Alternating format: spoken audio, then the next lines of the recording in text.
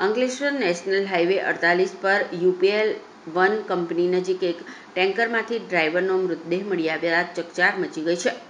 મૃતક ડ્રાઈવરની ઓળખ ઉત્તર પ્રદેશના હોરીલાલ યાદવ તરીકે થઈ છે. વલસાડથી અંકલેશ્વર આવેલા ટેન્કરને ચાલકે અંકલેશ્વરથી ભરૂચના સર્વિસ રોડ પર પાર્ક કર્યું હતું. ટેન્કર 24 કલાકથી એક જ સ્થળે ઊભા રહેતા સ્થાનિકોએ પોલીસને જાણ કરી હતી.